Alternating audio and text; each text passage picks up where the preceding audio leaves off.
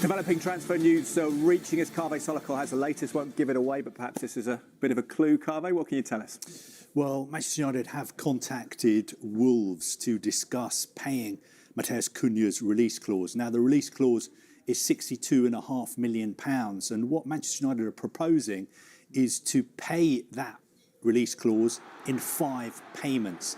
But I think Wolves' position is no, you have to stick to the terms of the contract, and the release clause in the contract says that it has to be paid in full in 3 payments over 2 years. So at the moment there's a little bit of a sort of disagreement. One side, Manchester United, want to pay in 5 instalments. Wolves saying no, it has to be paid in 3. That is where we are. But look, we know this release clause exists.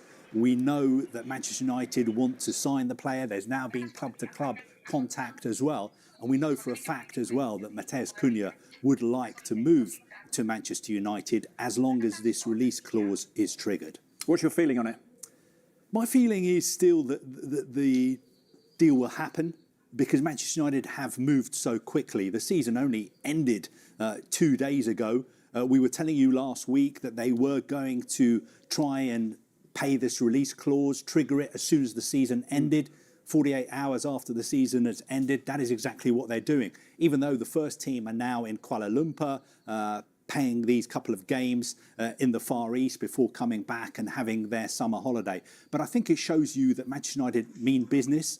It shows you that they are going to back Ruben Amorim. Obviously, it's been a very, very disappointing season, but Amorim has spoken to his players. He said the past is the past. Forget about last season. Let's consign it to the history books. Let's play these games we've got now. Let's strengthen the squad. Some players will be coming in. Some players will be going as well. Let's regroup, refocus and come back stronger for next season. I think Cunha will be a Manchester United player pretty soon, but you can see this from Wolves' perspective as well. Wolves say, we gave him a new contract. He signed a new contract in January. It's got this clause in it. It's very clear in black and white. And if United want the player, they have to stick to the terms of the contract. But now we're going to talk transfers. We're less than a week away from the transfer window opening for a 10-day period, and we could see some famous names make moves. Speaking of famous names, our chief reporter, Kaveh Solokol, is here. Kaveh, good to see you. Bruno Fernandes, he's a pretty famous name. Is he on the move? Well, it could be. Saudi Arabian club Al Hilal really want to sign him, and they're playing in the Club World Cup next month, so they can use this window from June the 1st to June the 10th to sign him. But Manchester United have made their position very clear. They don't want to sell the player. But you and I both know the way the football business works. Every player does have his price. And there are reports that Al Hilal are willing to pay £100 million for him and give him an incredible tax-free long-term contract as well. So I think in the next few days, there is a real decision for Manchester United to make, because the clock is ticking. Al Hilal want to sign players for the Club World Cup. That's interesting. Well, Ruben Amorim is in Kuala Lumpur with his United team. They're on that post-season tour. He was asked whether they'll be busy this summer in the market.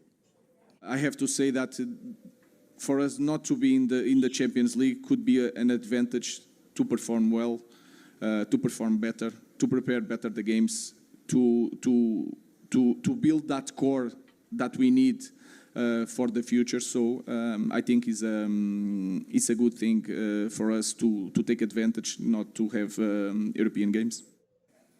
So he's telling us not to expect much. How can they get Matheus Cunha through the door then? Well, look, I think Matheus Cunha wants to play for Manchester United. That's the important thing. And also he has this release clause in his contract, around £62 million. Now, if United decide to trigger that release clause, they're not going to be paying the £62 million up front. They will pay it in 3 instalments, each around £21 million. So that transfer fee will be paid over 3 years. I know United's finances aren't great at the moment. Obviously, like a lot of clubs as well, they have PSR concerns. They've missed out on the Champions League. That could cost them around £100 million in lost revenue. But players could be leaving. Manchester United is still a big club. They generate a lot of income. So I think they will be busy in the market this summer. But obviously, they are not going to be throwing money around. They have to be very, very careful when it comes to their spending. Talk to me about one of their former players, Cristiano Ronaldo. Is he going to the Club World Cup? Well, this is a really interesting story because Ronaldo plays for Al Nassr. His contract runs out at the end of next month. Last night, he was playing for Al Nassr. Guess what? He scored again. I think his 800th career goal. But after the game, he put up this rather cryptic message on social media saying this chapter is over. The story continues, ? Now, the big question is he going to sign a new contract at Al Nassr? There have been lots of talks, no news yet.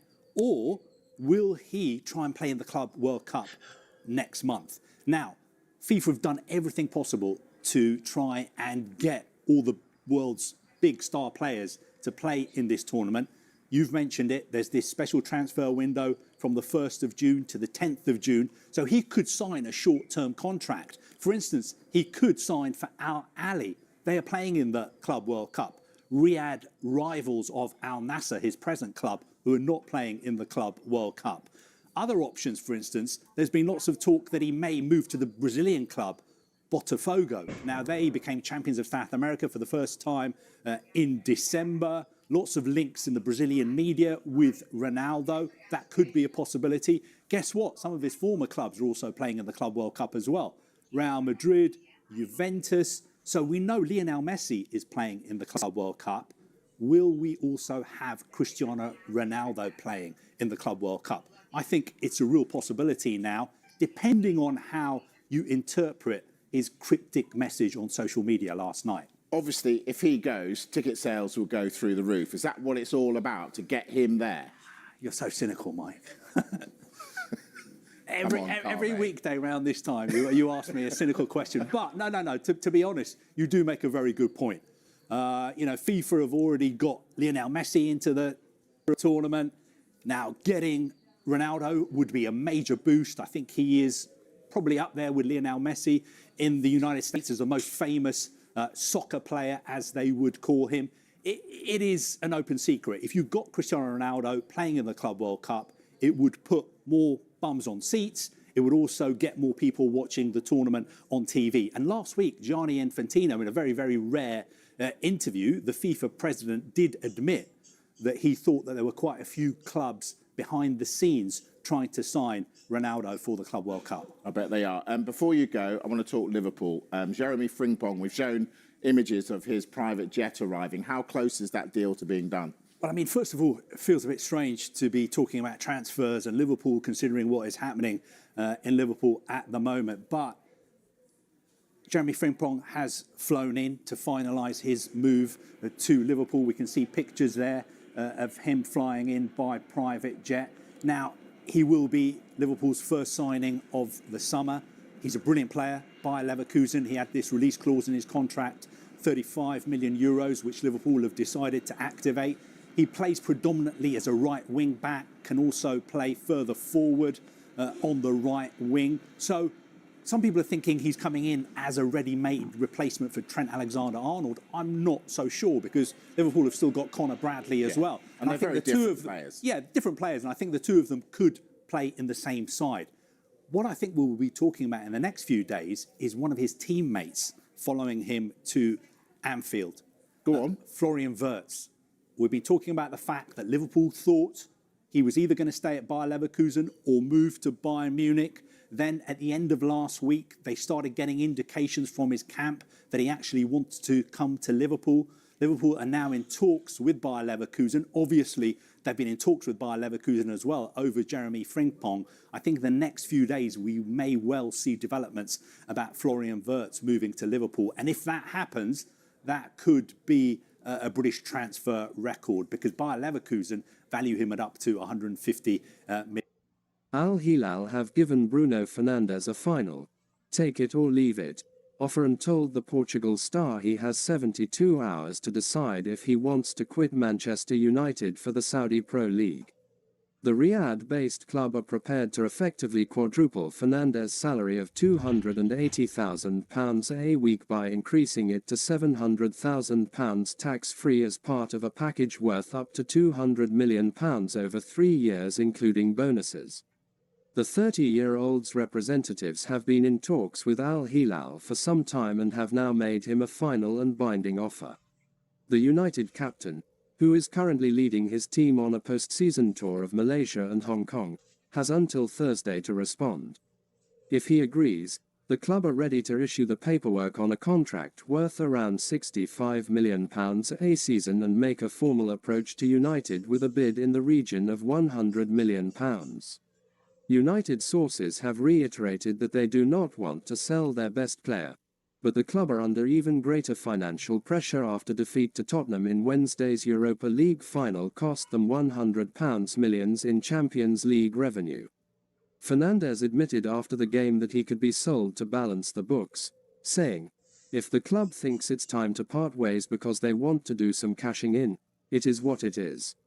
Al Hilal want to have a marquee player in place for the Club World Cup next month. Fernandes is their number one target, but they could move for Aston Villa's Yuri Tielemans or Atlanta midfielder Ederson if he turns